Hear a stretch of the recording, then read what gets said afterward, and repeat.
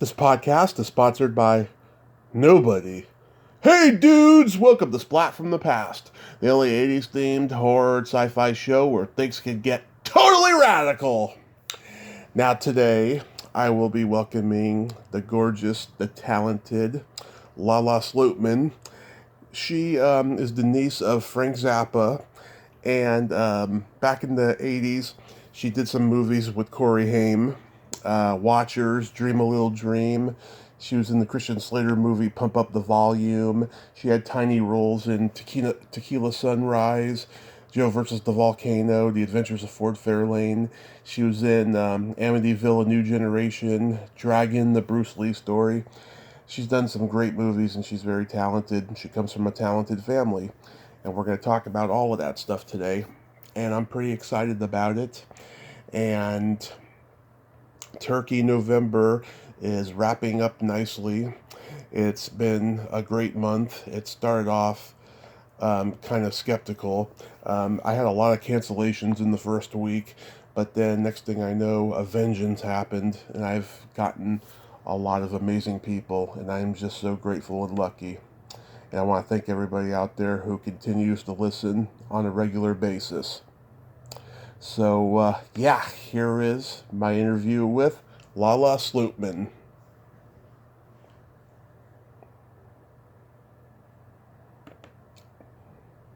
Hello. Hey, Lala, welcome to the show. How are you today? Hi, I'm swell. How are you doing? I'm doing fantastic. This is such a great honor. Thank you for taking the time today. Oh, and thank you for having me. Absolutely. So, going back in time, I know that you have kind of a rock and roll background being Frank Zappa's niece, but did you gravitate toward acting early on in your childhood? Okay, well, let's see. My first, I think I was 5. I was in kindergarten, Mm-hmm. and I'd seen The Turning Point with Shirley MacLaine and Oh, yeah. Anne Bancroft, Yeah. and I became obsessed with acting out that movie in my living room in Echo Park. And then I started, from then on, it became accepting Academy Awards in the mirror, Yeah. in those younger grades. But by the time I moved out of LA, I went to Northern California, and then I sort of got away from it, and it was all about horses. But then I still had the bug, and once I moved back to LA when I was 15, then I just started doing it. Wow, that's so cool. You got involved in school plays and community theater. I didn't get involved in any of that. I did do one school play, but it was I played Linus in a Charlie Brown? Charlie Brown play, yeah. Oh, that's funny. Yeah, so I know that, I love your uncle's music. He's a hero of mine. Did you spend a lot of time visiting him in Laurel Canyon growing up? Well, I did. I lived there.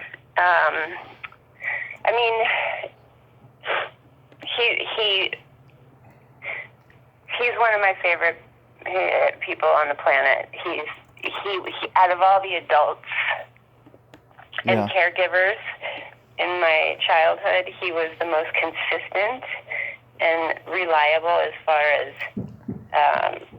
I didn't have to worry what kind of mood he was going to be in. I didn't have to gauge his energy like I had to with so many other adults. I knew he was going to be who he was, and it was intimidating sometimes. The older I got, because he was so smart, but as a little girl, I think there was a lot of importance placed on him. He was in the family on my father's side, who I grew up with. I was with Frank and Gail when I was 8. I was with them for a while. I came back when I was 11, and then I moved in from 15 to 15 to 19, I think, is when I moved out. Yeah. And I always, I consider like my cousins my brothers and sisters in a way. Right. But yeah, he was incredible. I was there when I was 8 and I was living there. He was working on Shake Your Booty. That record is like, it throws me back to my childhood because he was nocturnal and the whole downstairs was his studio, and it would just like vibrate through the floor, and you could hear all of it. And I'd fall asleep to that that record over and over and over again. Yeah. Did you ever see Captain Beefheart there? I don't recall seeing him there, but I'm sure. I mean, I saw a lot of other people there. Mm-hmm. I remember when I was 8 at that time, I made my Aunt Gail and Frank sit down in the living room. There was this little alcove, and I asked them to sit there because I had to show them a performance that I had just created, and I put like some black eyeliner on one of my front teeth, and I put on like one of Frank's shoes and then one of my shoes, and I had some necklace, and I put the song Dancing Fool on, and I lip synced the whole thing. and they were so sweet. He had the biggest smile on his face, and he really was super loving. He was addicted to work. Yep. That's kind of all he did. But there were so many moments where he really showed up for me emotionally. Mm-hmm. Oh, that's great. Yeah, Moon was going to come on here back in January, and then I didn't hear from her. She went off the grid for a little while, then came back as a yoga instructor. Yeah. Yeah. She's been doing that for a long time, but I think she did just get like recertified or something like that. Some sort of. Yeah, hopefully I'll get to. Keep trying. Yeah. Keep reaching out. Hopefully I'll get to do it. Yeah. So what's your favorite song from your uncle? Let me see. Flakes. Flakes is my fucking favorite song. Love it. My language. No, you can swear all you want. That's my favorite song. Before Gail got sick, she was doing a record of all these different. I feel like some rappers were involved, and I can't remember which ones.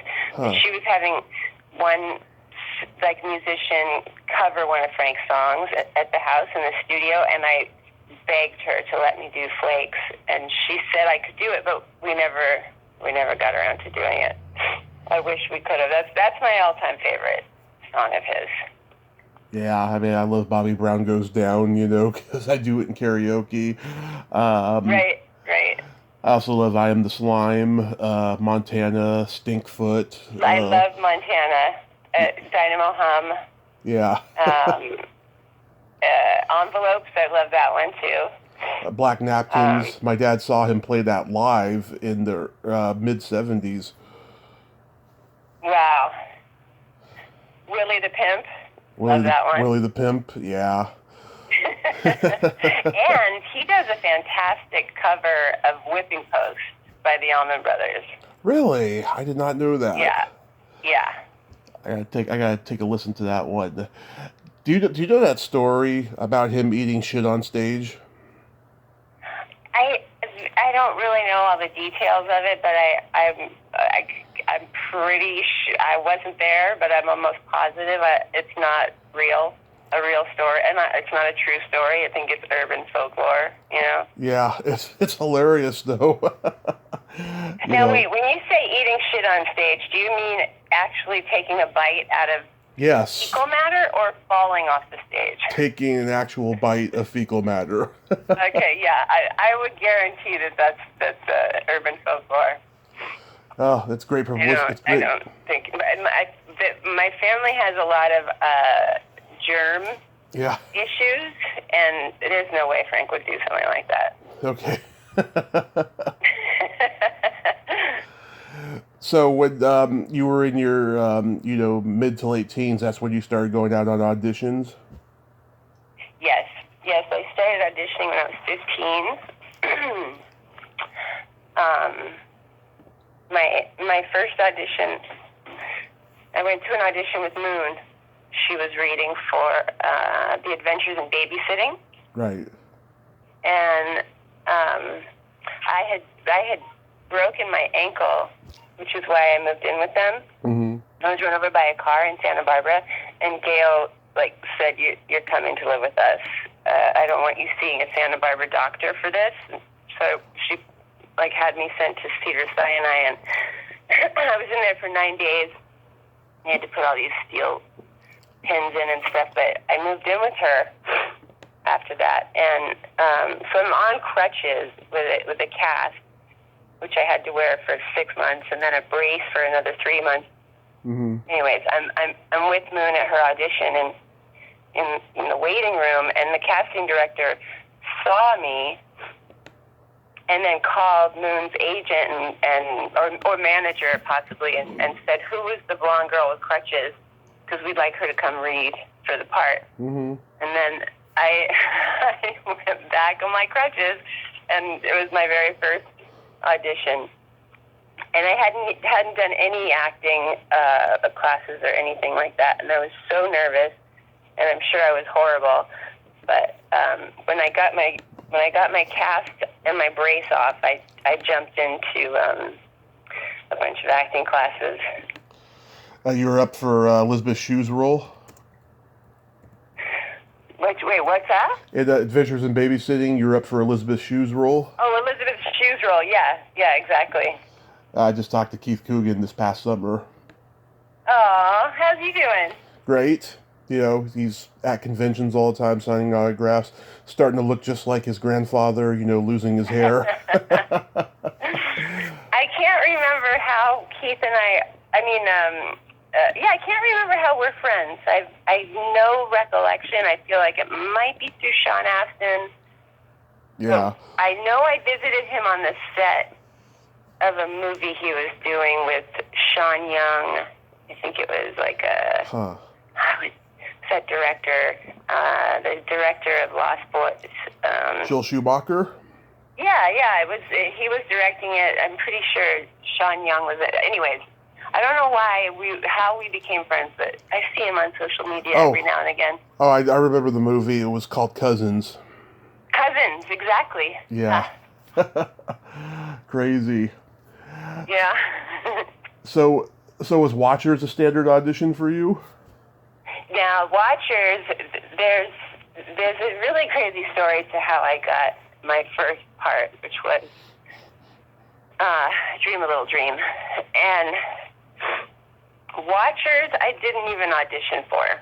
Corey was my boyfriend at the time, Corey Haim. Yeah. And we were doing Dream a Little Dream, which I brought him with me to my audition for that.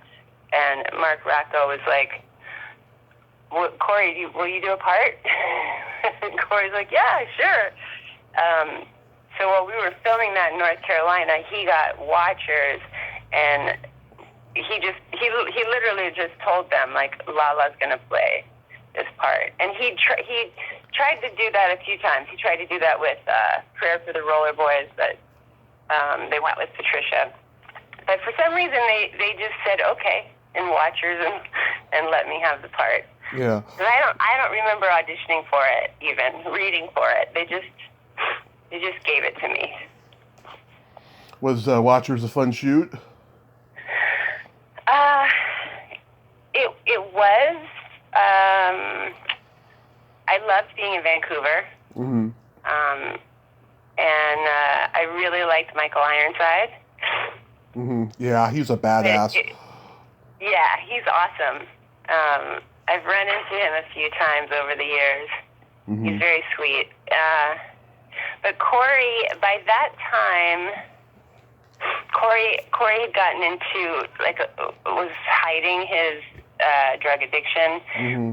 which at that time for me, at 16 or 17, whatever I was at that time, and coming from, Frank's house, where everybody was taught, like, if you do drugs, you're an idiot and you're going to go crazy. And so it scared the hell out of me. And I just remember that shoot just being a lot of, like, trying to get him to stop lying and hiding it. And somebody on the set, a crew member, was supplying him with some stuff, and it was heartbreaking. I was devastated. So that part was hard. We were fighting a lot about that, but I did love being in Vancouver. Nice. How many dogs were there in the movie? Just one? Just one, yeah. Sweet doggy. I can't remember the doggy's name, but yeah. He was well behaved. Yes. I love it when Corey's like, "You're a research animal. No wonder you're so smart." Right. Right. Yeah. It was a sweet doggy. I heard that you said in your email that you are a big horror movie fan. I am. So, have you seen Slumber Party Massacre Part 2? I've seen them all, yeah. So you know Part 2 then. You've seen it a few times? I've seen it a few times, yeah. That movie is incredible. I memorized, like, all the stupid songs in it, Tokyo Convertible. Yeah. Yeah, I loved that movie so much. I used to make Dweezil watch it all the time because it was just so ridiculous. The guitar with the drill on the end of it. Yeah. Right now, it's got a bitter taste in my mouth. I interviewed the director this summer, and she did not do any research on me. She was one of those people who's super busy and committed to it without doing research. And then a month later, I hear from her, and she's asking me to take the interview down because she said that she sounded terrible, and there was, oh God, what was it? Noise or something in the background. It broke my heart that she told me to do that, and I did it. So. Oh, I'm sorry. Yeah. I don't run into that very often, and so yeah. And you've had a gajillion guests. I mean, I saw your list. You have quite a lot of people in there. Yep, it's getting bigger and bigger every day. Yeah. So did Corey get you cast in Dream a Little Dream? No, Corey. So I was 16, and Corey Feldman was a friend of mine, obviously through Corey, but also I think I had met them both before I started dating Haim. Mm-hmm. We were just always at the same sort of premieres or parties, and there was this club for teens called Alfie's Soda Pop Club, and Corey Feldman was always there. Corey Feldman came to my birthday party, my 17th birthday party, and he brought the record Bad had just come out, and he went through a massive Michael Jackson phase, mm-hmm. and it was the 2-minute dance sequence was written into the Dream a Little Dream script contract. Corey had it written into the script in his contract. So, anyways, he went through like a 2-year phase of only wearing completely black head to toe, and he said it was like a pact that he and Michael Jackson made together. I don't know about that, mm-hmm. but he did wear black for 2 years straight, and he came to my 17th birthday party. He walked in, and there was a ton of people there, like Alfonso Ribeiro, Carlton, Ethan Harvey. Yeah. I'm trying to think. Ione Skye was there, of course. She and I have been friends since we were like 14, 15, but a bunch of young actors were there, mm-hmm. and he came in, he went to the DJ booth, gave him the Bad record, told him to put on Smooth Criminal, and then cleared the dance floor, and he did the whole song, like, just like Michael Jackson, right. and in all black, and I have photographs of it. And and then he went upstairs to the DJ booth, got his record, and left. Made like a one-song appearance at my birthday party. Wow, that's amazing. Yeah. Yeah. Wait, I forgot. So okay, to answer your question, at 16, I was getting emancipated. Mm-hmm. My Aunt Gail thought it was a good idea for me to do that so I could work longer hours. It'd be easier for me to get cast. And while I was downtown at court, I had to bring some information to a judge and have him sign off on it. While I was down there, I ran into Corey Feldman, and he was with Mark Rocco. And we were talking, and Corey was like, I'm actually trying to get emancipated too. My family I already knew this, like his family was stealing money from him, so he's trying to get emancipated so that they wouldn't have control of his money. And he said, would you be would you be like a witness for me? Mm-hmm. While I was down there. So I did, and they asked me a few questions about Corey and his finances and his family, and I don't even remember what they were, but right. In that process, Mark Rocco was like, you'd be really great for this part. I'm directing this movie. Will you come in and read for it? And I read for it, and then I think I had a callback, and I brought Corey Haim and my friend Ria Pavia with me to the callback. And it just turned into like this. We ended up going to a bowling alley with Mark. And while we were all bowling, me, Corey, and Ria, and I feel like maybe Matt was there too. I can't remember, but he just looked at all of us and said, "You have the part. You have the part. You have the part. You have the part." That's how I got cast in that. Yeah, how was Mark Rocco like to work with? Because I have a couple of friends who worked with him on scenes from The Gold Mine, and one of them didn't have a pleasant experience. I thought he was really great. I mean, he a few years later, my boyfriend was Balthazar Getty, and he was doing Where the Day Takes You with Mark, and I hung out on that set quite a bit. And he had, I didn't have any issues with him. I thought he was great. He was very nice. He was going through some, like, personal marital stuff, but I don't know. I can't recall of any situation where he wasn't cool or, That's good. Didn't Corey Haim break his leg on this movie? Yes, in before we started shooting, he got on a scooter. Mm-hmm. I don't remember whose scooter it was, but it was like a moped, and he crashed into a tree, and he broke his leg, and then a branch cut his face. So he also did little stitches on his cheek. Yeah. So they had to write the cast into the movie. Wow. And how was Meredith Salinger to work with?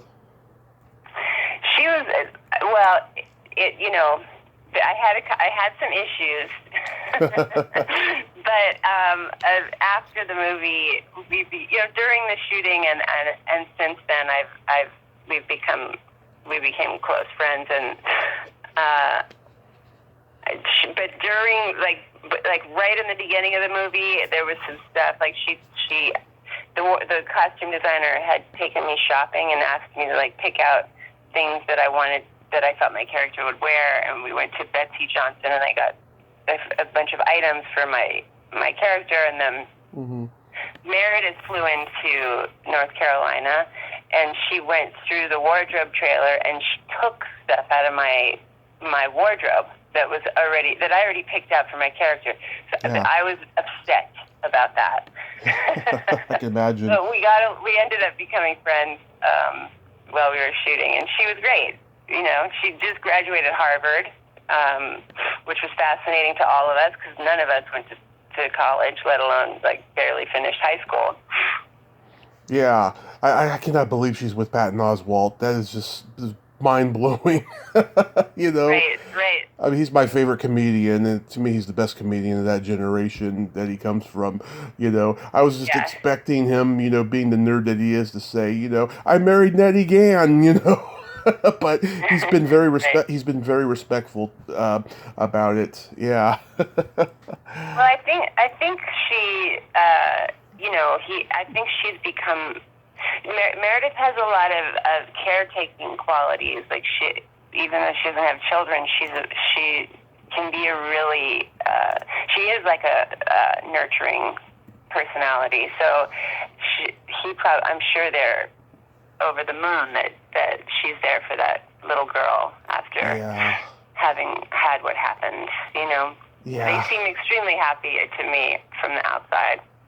Yeah, that was an awful situation for him. Yeah. And then you were in Tequila Sunrise as Sin Sister number 2. Yes, yeah. I think I was okay. So I got that movie at the same time that I got Dream a Little Dream, and I had to. They were shooting at the same time, so I had to fly home from North Carolina to LA to do. I only had 2 days of work on that, and like 1 day of rehearsals where the whole entire cast met at this hotel in Santa Monica, and we went through the whole script. And I was so obsessed with Michelle Pfeiffer, so it was fascinating for me to sit at the same table as her. And they wanted me to have braces for the part, but we didn't have time with both movies shooting, so I had a retainer. They had a retainer made for me, and yeah, that was fun. I'm actually, I think isn't that Ari Gross that's in that movie? I believe Ari is in it. Yeah. Yeah, we have recently reconnected on social media in the last couple of years. Yep. Yeah, that movie was amazing. I mean, Mel Gibson and Michelle Pfeiffer and Kurt Russell. It was just, I was just blown away that I was being surrounded by those people. Yeah, Ari is such a deep. And Robert Towne, Robert Towne. Yeah, Robert Towne is a great writer and great director. Yeah. Yeah, Ari though, he's a deep thinker. I've talked to him twice. He's just, there's more to him than, the funny characters that he plays. Yeah. We follow each other on Twitter, and I see we have a similar outlook on. I use Twitter strictly for politics. And that's where I go for all of my. That's where I went for all of my ranting and frustration during the Trump administration. And Ari and I seem to have a lot of similar outlooks on that whole situation. Wow. And then you played a waitress in Joe versus the Volcano. Yes. And that was incredible too. To go. I mean, John Patrick Shanley. Is that his name? John Patrick Shanley. Yeah, he wrote and directed it. I loved him. He was awesome. And Tom Hanks was another favorite of mine. And Meg Ryan. Loved her so much. Mm-hmm. She was amazing in that movie, playing the sisters. She was so great. Julia Roberts almost got the part too. Oh, really? I didn't know that. Yeah, Pretty Woman hadn't even been made yet. It was just about to be made, so she ended up getting luck in that area, and getting that role instead. Yeah. Well, that's a good thing she did. I mean, that part was huge for her, and Gary Marshall's amazing. Mm-hmm. But But that was a nice little day or whatever that you got to film that scene. Yeah, I think it was 1 or 2 days. And because I was part of the California, once he leaves New York and goes to California, you would think that everybody would be blonde, but everybody in California was red-haired. Had red hair, so they had to dye my hair red for that part. And right after that, I did L.A. Story, which was Steve Martin? Heaven on Earth. I had a little part. I'm not even in the movie. Yeah. And Steve Martin called me personally to tell me that I had been edited out, but so had John Lithgow. So I was like, okay. Huh. Thank goodness it wasn't because I was bad. The movie was just really long, but I was bad. I really didn't know what I was doing back then, as far as pretending and acting and being outside of myself without being too self-conscious. But I had the woman. I don't remember her name. I'm gonna have to look it up on the actress that played his friend in that movie, brunette actress. I played her partner. They went to a museum together in one scene. Let me look it up. Was it his wife, Victoria Tennant? No, it wasn't his wife. And he was amazing, and Mick Jackson was amazing. I think I was on that for 4 days. Okay. And wait, let me see. The actress, where is she? The full cast. I was on it for 4 days, and is it Susan Forrestal? Yeah. Oh, okay. Played her girlfriend. He would invite me to lunch, so I'd go to lunch with him and Victoria and Nick at a restaurant rather than eating off the truck on set. And I think I loved Steve Martin so much, even as a child. Like I had his comedy records, and I just loved him. And I think he was a fan of Frank. So when he found out that we were related, he would invite me to do things on set. So and he had a bicycle on set, which I loved so much. He would just ride around at break time or whenever he wasn't working and ride a bike around the neighborhood. Nice. It's very interesting. I love him. Then you worked with another comedy hero of mine, Andrew Dice Clay, in The Adventures of Fort Fairlane. Yes. Oh my God, amazing. He was amazing. That's right. That's when I met Willie Garson. I believe Willie is my memory failing me? No. He's the guy who won't give them a ride. He goes, "Hey, want a ride?" And he's like, "Fuck you!" And then it says "unpoor" on the license plate. Right. Yeah. That movie was so much fun.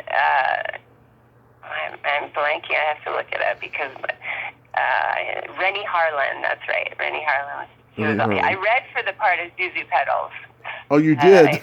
I read for it a couple times, and I was devastated that I didn't get it. And I think I didn't get it because I was so nervous. You know, I was still at that time.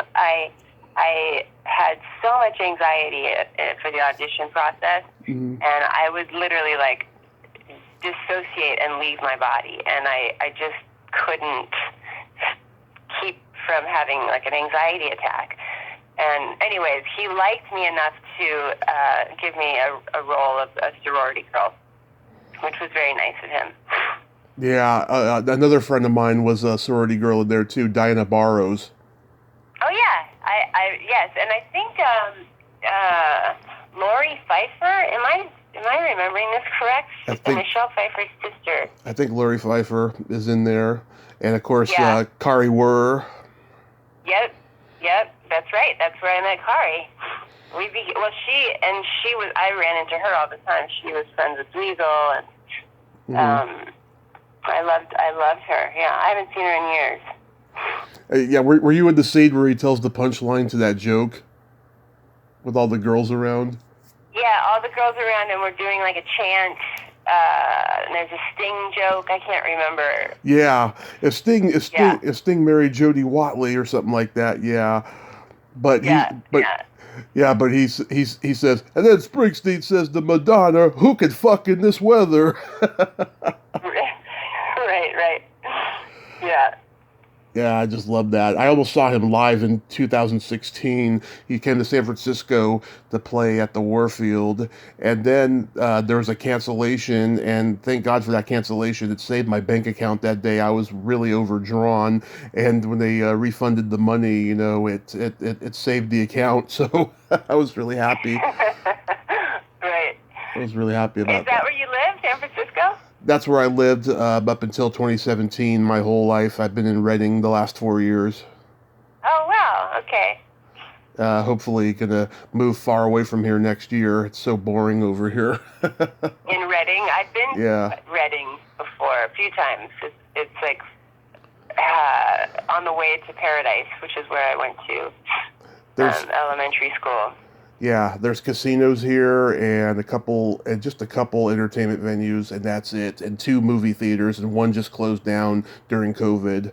Oh my goodness! Just there's nothing going on here. So, right. The only saving grace has been this podcast. But I got to get out again and do other things besides the podcast. You know, I'm starting to become like your uncle. You know, just being addicted to it.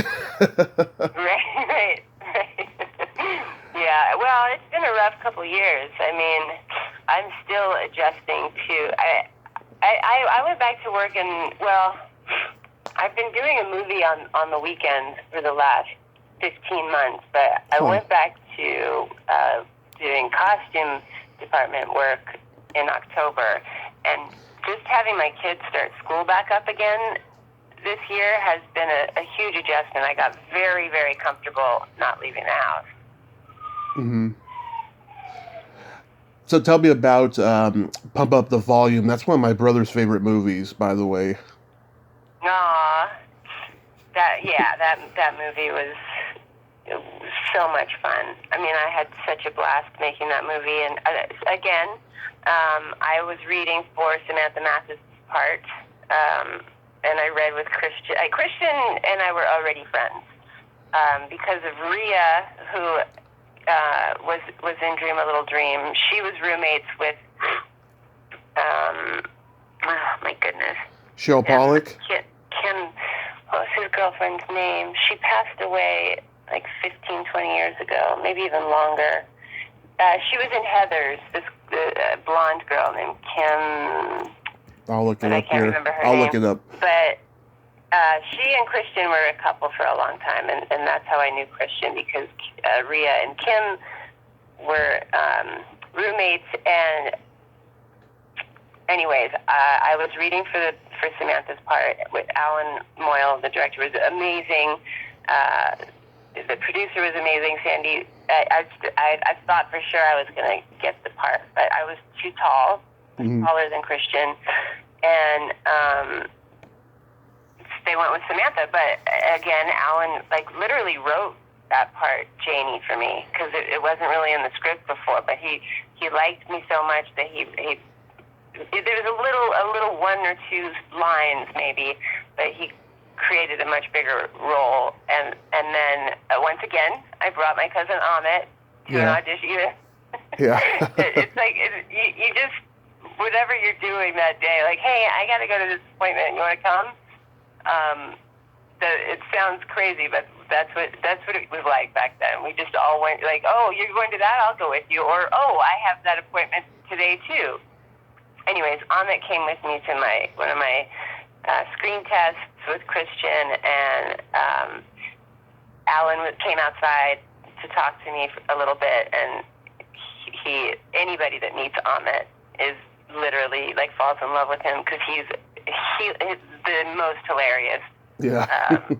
His imagination is beyond, and so he was like, I want you to have a part. So Amit plays my boyfriend. Oh my God. That's creepy. We didn't have any kissing scenes, but his character is my boyfriend. Right. Wow. Yeah, I've talked to Cheryl Pollack a couple years ago, and It's funny. I met Samantha Mathis in 2017 at a horror convention, and my brother had a crush on her growing up, and he told her that, and I think she was a little creeped out because he was a little under the influence.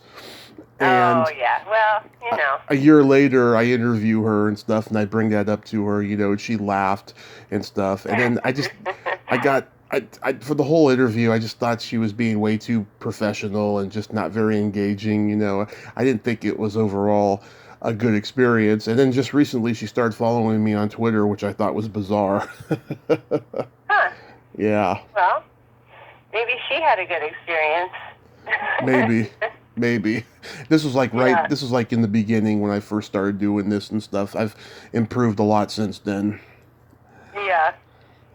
So how about making Dragon the Bruce Lee story? Okay, yes, that was my second movie with the actress in that, because she was also in Fort Fairlane. Wait, what was her name? I'm so bad. Like, turning 51, I realize aging. I literally cannot. My brain just stops, and I know the name, I know the word, and it just stops, and I can't retrieve it. Thank goodness for the World Wide Web. So I'm looking it up right now, Dragon, because she's also in The Adventures of Fort Fairlane. What was her name? Lauren Holly. Oh, Lauren Holly, yeah. Yes. So that was fun. I mean, I only had I think one or two. I don't remember. I haven't seen it in so long. I know I have one scene with her where I'm driving her, but I don't remember if I have a second scene. I don't think I do. Anyways, I think I was on there just for a few days. It was fun. I got to play a racist girl in the 60s. Not my favorite part I played, but it was fun. Enter the Dragon is one of my favorite movies of all time. Is it really? Yeah. It's just one of those movies I could just watch over and over again. I just love how they... What's your top 5 favorite movies? Back to the Future is my favorite movie of all time. Night of the Comet, The Breakfast Club, Ghostbusters, and let's see, it could be either Enter the Dragon or Rocky, somewhere around there. For 5. Wow. Yeah. Breakfast Club, yeah. That movie, I just recently showed that movie to my daughter because she's into high school movies. Yeah. And I was like, you got to watch this one. This is one of the best. And Dweezil was going out with Molly during the filming of that movie. I did not know that. Wow. Yeah. And Dweezil is in Pretty in Pink. He has a little part and a word. He says like 1 or 2 lines in the nightclub. And in the record store where she works with Annie Potts, I think was the other actress. Right. Right behind the cash register is Dweezil's record cover. And it says like Dweezil.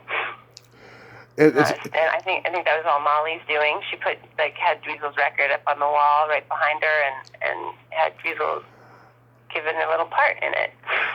It's funny. I interviewed an actress who became a screenwriter. Her name's Karen Lee Hopkins, and I don't remember what I was doing. I was on IMDb looking at trivia for The Breakfast Club shortly before I did an interview with her.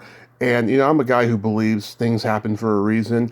I found out in the trivia, she was in The Breakfast Club and cut out. She played a gym teacher that the janitor was having an affair with. And John Hughes decided to cut that subplot out.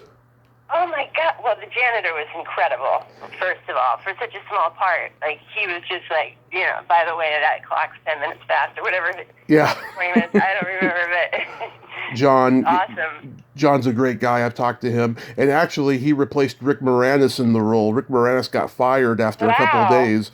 Yeah. Well, I love Rick Moranis, but I like that guy better for that part. And I'll tell you something. Mm-hmm. Paul Gleason Yeah. who is hilarious. I can't remember what. I think it's one of the Lethal Weapons. No, he's in like he's in Die Hard. Die Hard, right? Yeah. Right. Die Hard. There's a scene in that movie where he's on the phone with somebody. Yeah. And he's just so funny. So Dweezil, when we were growing up, Dweezil was really into making like short movies. He got a video camera and he just became like we made short films everywhere we went. Like just right. pretend little short. One of our favorite things to do was to film a movie and re-record the dialogue to it. So we did like Mask and we did The Last Temptation of Christ. Yeah. We did a couple movies, and then we started like making actual movies. We did a Guns N' Roses movie where my boyfriend at the time was Timothy Hutton. He played Axl. We put a long wig on him. I'm trying to imagine that. This movie was so incredible. Like, we made so much fun of, and Weasel plays their manager, and Amit plays Slash because he had the perfect hair for it. And Moon and I played like backup singers / groupies, and we shot it all over LA. It was incredible. We went to the Guitar Center. Most of it we shot in Frank's studio, but this movie was so funny. Somebody got a copy of it and made copies of it, and it made like a tour bus. It like ended up on the Guns N' Roses tour bus. I know a couple other bands who have seen it and had a copy of it because it was so funny. But we did a movie with Paul Gleason too. Me and Amit and my best friend at the time, Sybil Azer, a dancer, and Tori, Amit's best friend Tori and Chris Kantrowitz. A bunch of us are like kids from a like a home for children that are on the spectrum. Yes. He's our counselor. You know, he's taking us on an outing. He's a bus driver that takes us on an outing, and he's cruel and evil, and he hits us. I don't know how Dweezil would talk these people into doing this stuff, but we got, like, Jan Hooks did one with us. We got Lauren Hutton made one with us. I mean, we got the most amazing people to come in and make these incredible short films with us. And, Paul Gleason was awesome. Yeah. Oh, he was funny when he was on the phone in certain movies. And Arthur, you know, he has all that money and he pays his family back by being a stinking bum or something like that, stinking drunk or something. Oh, right. Or in Trading Places, I'll get off the train at midnight and I'll make the delivery drop there. Hold on a second. Fuck off. That's the one I'm talking about. Yeah. He's at the phone booth. That's my favorite thing ever. I love him so much in that. Yeah. And of course, who can, I mean, you mess with the bull, you get the horns. Like, that is just, he was so great in that part. I can quote the first 15 minutes perfect verbatim, and I did it once on a date, and, I got laid that night, needless to say. Amazing. I put in the work. Right. And then you got to be a part of the Amityville franchise with Amityville: A New Generation. What was that like? I think it might be part 7. I don't know. Something like that. Yeah, that was fun. I actually had a good time making that movie. And it was Ross Partridge. Yeah, he was really sweet. I really liked him. I love the director. John Murkowski, am I saying that right? John Murlowski. He was very sweet. I really liked him. My favorite was Wally Pfister, the DP, who's also a director now. Mm-hmm. he was my favorite thing about doing that movie. I had such a huge crush on him during that whole movie. I couldn't wait to get to work. And one day I noticed there was a little tiny picture of me on the side of like the DP, like part of the camera, that the chair that he sits in. Like there's just a tiny little picture of me, and I was like, yes, so excited. But it never worked out. We never went on a date or anything like that. But my big on-set crush was on him. That's a great cast. David Naughton, I've met him, great guy. Richard Roundtree, Terry O'Quinn, Robert Russler. I almost met Russler at a convention once, and he canceled at the last minute, and it was announced at the screening of a movie that he was that was being shown, and he was going to sign autographs afterwards. I was so devastated. Oh, I love Robert so much. We had been friends before and after. We still follow each other on. It's so weird, isn't it? Social media. That's how I'm still friends with a lot of these people. It's so bizarre. Yeah. I don't know how my kid does it. Like if we had Instagram or any of this stuff, Facebook, in the 80s, I don't know if I would be okay. Yeah. I don't think I would have made it. It was hard enough in the 80s to go to an audition and see like Heather Graham and Olivia Diablo and all these other actresses there. That was enough like rejection there. But then if I were to add social media, the element of that, mm-hmm. my self-worth and self-esteem would not have made it. Yeah, I can remember when there was no social media. It's pretty scary when I think about it, because it's made my life so much easier. Oh, it's so much easier. But boy, is it also super scary as a parent to a daughter. Yeah. It scares the living daylights out of me. So after a while, did you just get sick of auditioning and you wanted to quit acting, or did you want to take a break? No, well, after, let's see, right after Dragon, I did a Pepsi commercial, my first and only commercial I think I've ever done, and I met Chris Robinson. Yep. And he swept me off my feet. Like, we moved in together within a minute, and I love him. He's one of the funniest people I know, and I know a lot of funny people. And he didn't respect my career. He didn't respect acting. He would make fun of it all the time. Mm-hmm. So I sort of shied away from going on auditions. Like, I kept, he'd fly me out every weekend. Sometimes I'd stay for a month if it was in Europe.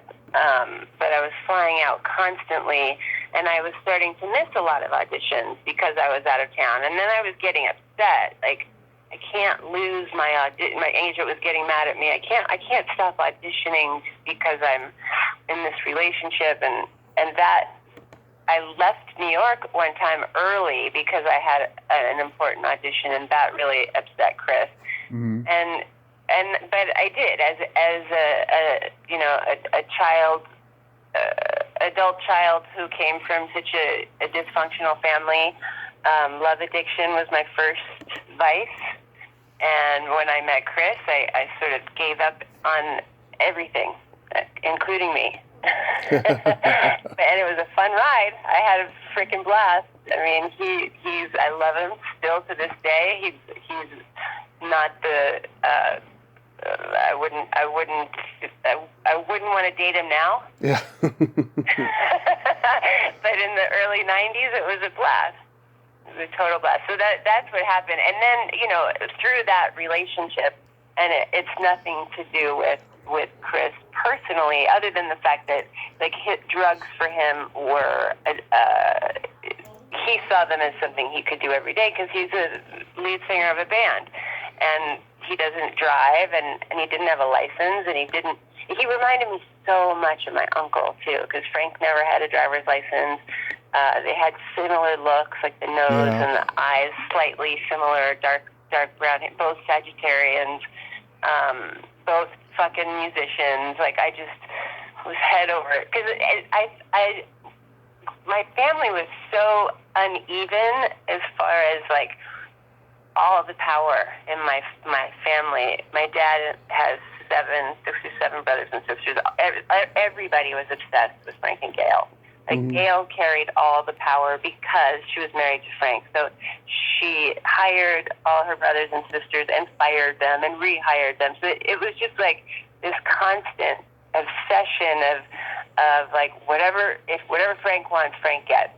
Right? So as a tiny little girl, that went into my subconscious, and I used to have dreams about my Uncle Frank, and I would be in love with him in my dreams. Like, he was like the person that I wanted to marry. You know, it's like a teeny little girl. Like, so I think it just being surrounded by my family members who were just obsessed with him. It was in my DNA. So when Chris came along, you know, I gave up everything, and I would have become a drug addict had I not been with Chris. I was already headed that way. Yeah. But there was absolutely no support, or there was no safe place. Like, drugs were done in front of me on a daily basis, and when I tried to get sober, I was made fun of. And I was told I'd better get used to this cocaine being in front of me because it's not going anywhere. And, you know, it was impossible for me to have tried sobriety in that relationship, but that's another reason why I stopped acting, because I started to become sick. You know, I was doing a lot of drugs, and my complexion was turning like a slightly grayish-green tone, and my agent was like, "You literally look green, and I don't want to send you on this appointment." And then she fired me after a couple auditions I didn't show up for, and then I stopped acting. Well, you sure sound like you're not a hot mess, because I'll tell you, I've run into so many people that I grew up watching that are just a hot mess now because they resorted to drugs and alcohol. It's really devastating. It is devastating. I mean, I've spent many years in therapy, and every form of self-healing I can get my hands on. And so, and I, you know, in and out of AA since '96. I have almost 7 years of sobriety at this time. So it takes, you know, I think you got to be a willing participant. And it's unfortunately some of the people from my past have not been able to get to that place where they stop digging their bottom and they really participate. It's hard. It's really hard. Yeah. Corey Haim, for instance, I know he tried to go to treatment several times, but he didn't. I don't think he ever really wanted to do it. You know, it was more like he was being told to do it. Yeah. And it's hard to get to a bottom when you have a lot of people that are around you taking care of stuff, and there's income still. Like my bottom came, my like 10 bottoms, you know, I didn't have any income coming in, and it got so bad that I really had no choice but to finally give a shit about myself. God, yeah, but you've come out of it just fine, and I'm very proud of you, Lala. Aw, thank you. I've been sober 6 years, you know, following my accident, and it's just I don't think about it and stuff. I mean, I have family members who are still struggling with it, but I'm there for them, you know, whenever they need me. So it's so hard to. I had a feeling you were sober. I wasn't sure, but it's amazing. I mean, this is the longest amount of time I've ever. So March will be my 7 years. When are you going to turn 7? I'll turn 7 January 21st. Oh my goodness! So we're fairly close. You're a little bit older than me. January 21st, 2015 it was. I still can't believe it was that long ago. Yeah. It's so, I've had 1 year, 2 years, 2.5 years was the most amount of time I've had since the late 90s. And having this much time, it's so different compared to all the other clean times I had, because I happen to have true alcoholism in that my brain just does not shut the fuck up. It's got a negative, authoritarian comment on every single action or thought I have all day, and it doesn't. It really didn't get quiet until maybe my third or fourth year of sobriety, and it's too bad that I was never able to stay sober long enough for it to calm down. Mm-hmm. But it does eventually calm down, and sometimes it happens quicker for people. I happen to be one of those really hard cases. I have a lot of ACA stuff. I have a lot of. I kind of fit in all 12-step programs. So you're planning on. So you have been actually returning to acting, and you mentioned before you're in the middle of writing a memoir. Yes, yeah. I'm not a good writer, but I'm a great storyteller. I have a great story. Yeah. And yeah, let me see. I think that I did somewhere in 2010, Sofia Coppola's movie. And she and I had been friends from the early 90s. She used to use me when she was a photographer. Mm-hmm. She used to use me all the time in her photo shoots, and then she did like a short film. She directed a short film for her clothing label, and she put me in that. Mm-hmm. And I'm so thankful that she wanted to use me for things. And when she was doing this movie, she had me come read for it, and then I got the part, and Stephen Dorff, who I'd known since he was 12, Amit brought him home one day from like the set of the Gate. Growing Pains, I think. They were both on the set. They were both cast on Growing Pains, I feel like. Maybe I'm wrong. Maybe it was another. Maybe they went to the same Bel Air prep school. I can't remember. Dorff, he was in The Gate, which was a great horror movie. Oh yeah, The Gate. Yes, I remember that. Yeah. But yeah, it was so much fun. So but I didn't get an agent, and I got pregnant, and I haven't really thought about acting again. I got so involved in parenting. I'm a single parent, and then I had a few years of getting really sick from environmental toxins and like bizarre, weird stuff that has been just super difficult to have people understand, because it doesn't happen to everybody. But yeah, and then a friend of mine, Zan Cassavetes, wrote this movie, and she's directing it, and she asked me to play the part. Basically I'm playing her. Yeah. So we've been shooting that on the weekends for 15 months now. And it's really gotten me into, like, you know what? This is what I'm going to continue doing, because I love doing this. And now that I have so much understanding of my trauma, and I've worked so much on it, I don't leave my body so much, and I'm a much better actress too. So I can't wait to continue. Like finding an agent and self-taping, I guess, is what we do nowadays, mm-hmm. and get back out there. I'm really looking forward to it. Awesome. And I subscribe to your YouTube channel.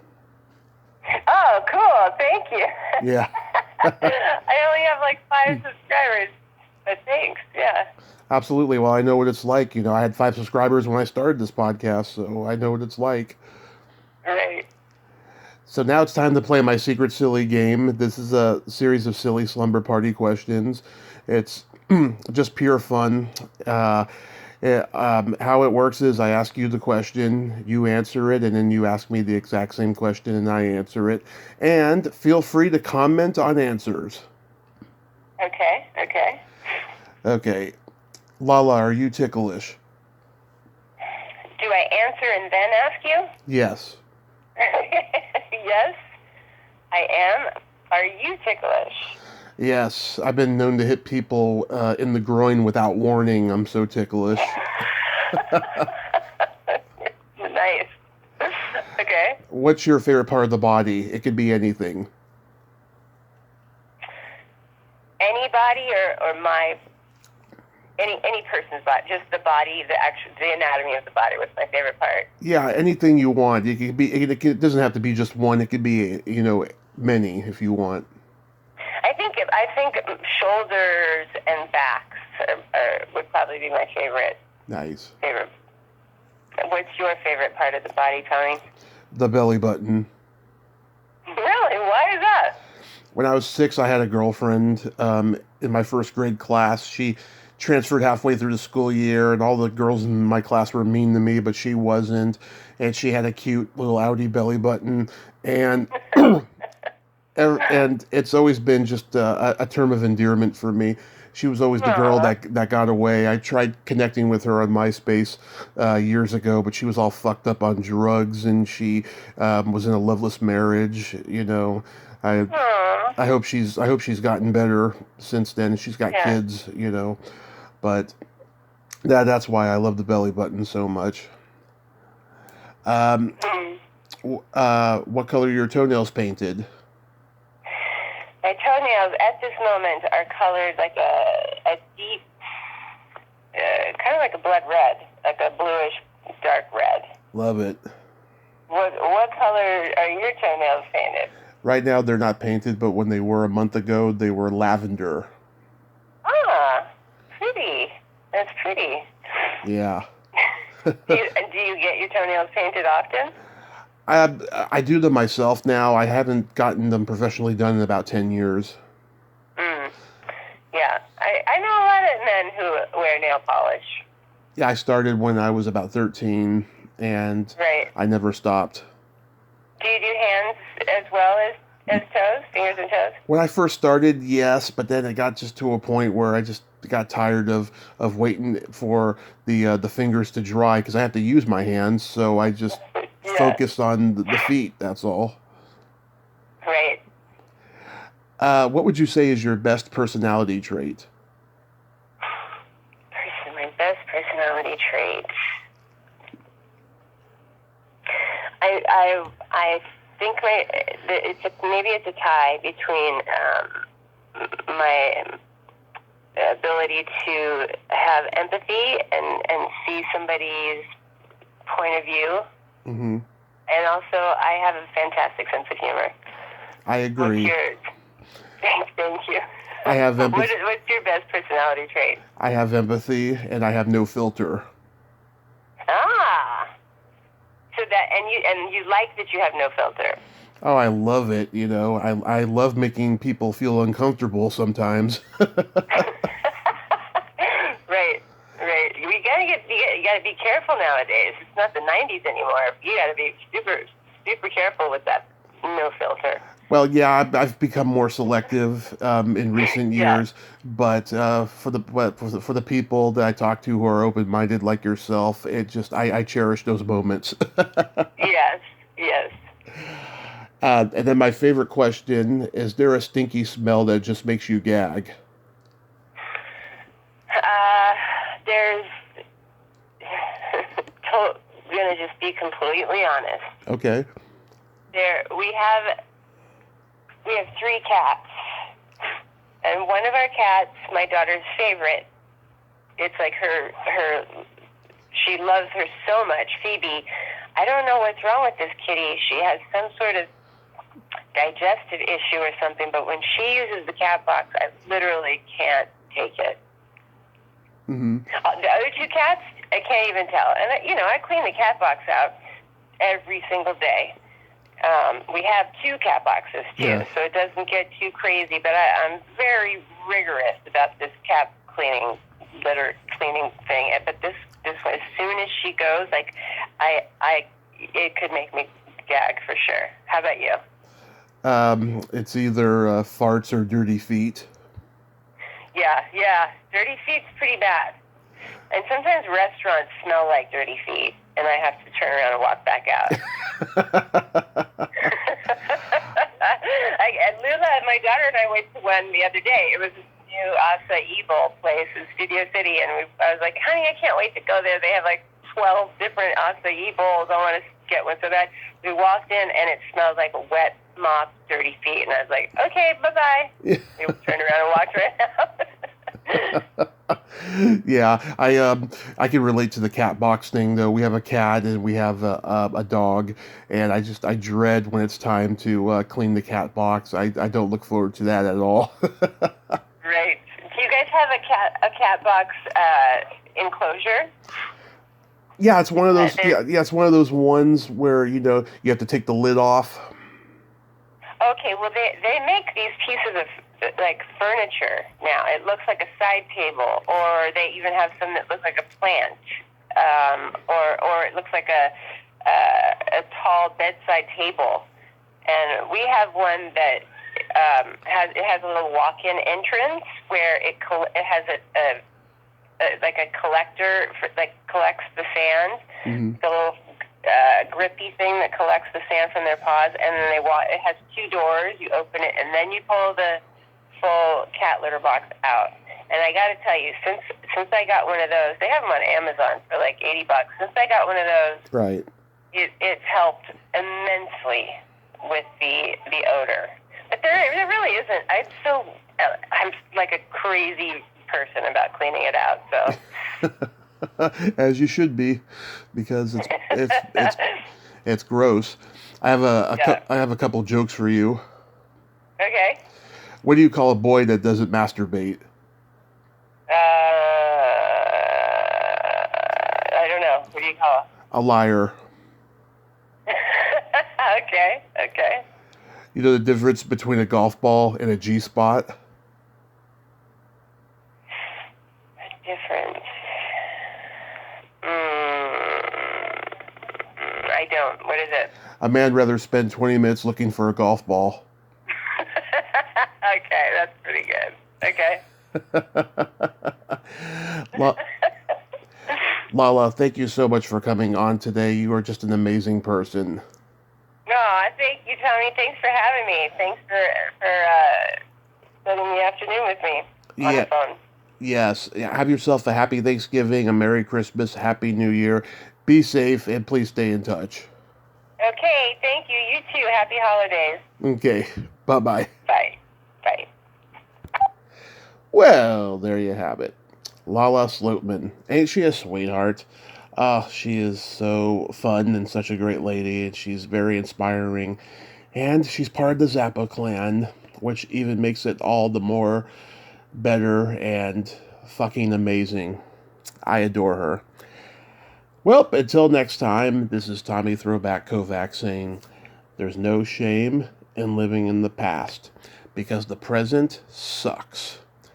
Later, dudes. I'm going down.